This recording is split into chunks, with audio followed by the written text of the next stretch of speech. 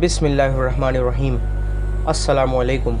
आज Islamic TV की तरफ से मैं आपको मुहर्रम की हकीकत के बारे में बताऊंगा, यानी मुहर्रम का महीना को मुहर्रम क्यों कहते हैं। मुहर्रम का महीना इस्लामिक साल का पहला महीना है और ये अल्लाह का महीना होता है।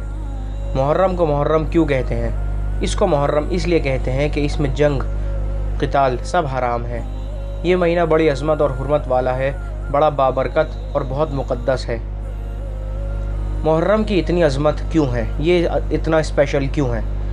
इस हवाले से हज़रत अबू हुरैरा रज़ियल्लाहु अन्हु फरमाते हैं कि रसूल खुदा पैगम्बर मोहम्मद मुस्तफ़ा सल्लल्लाहु अलैहि वसल्लम ने इरशाद फरमाया कि सब रोज़ों से अफजल रमज़ान के महीने के बाद अल्लाह के नज़दीक मुहर्रम के महीने में आशूरा का रोज़ा होता है।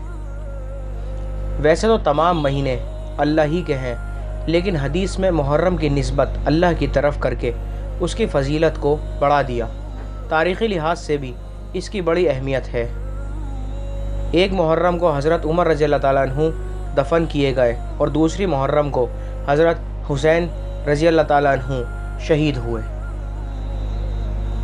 तारीख़ में, इस्लाम में इस दिन में बहुत कुछ हुआ है और ये दिन बहुत अज़मत वाला है। आशूरा का दिन बहुत मोहतरम है, जिस दिन कई वाक़यात ज़ाहिर हुए। इनमें से मैं 10 वाक़यात आप लोगों को बताऊंगा। 10 मुहर्रम को हज़रत आदम अलैहिस्सलातु वस्सलाम की तौबा कबूल हुई।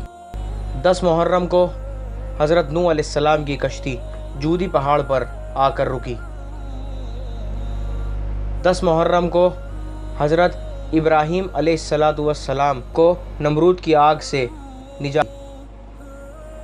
इस दिन मूसा अलैहिस्सलाम की कौम को फ़िरौन की कौम से निजात मिली, यानी मूसा अलैहिस्सलाम की कौम तो पानी से गुज़र गई, मगर फ़िरौन की कौम पानी में गर्क हो गई और वो वहीं मर गए। इस दिन यूसुफ़ अलैहिस्सलाम मछली के पेट से बाहर आए, यानी मछली ने उनको उगल दिया। 10 मुहर्रम को आसमान से पहली बार बारिश हुई थी।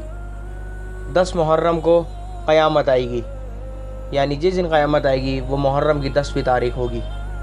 10 मुहर्रम को अल्लाह के नबी सैयदना ईसा अलैहिस्सलाम पैदा हुए और इस दुनिया फ़ानी में तशरीफ़ लाए।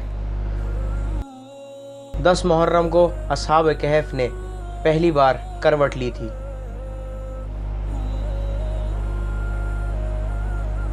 और आखिर में 10 मुहर्रम को अय्यूब अलैहिस्सलाम को अपनी बीमारी से निजात मिली थी।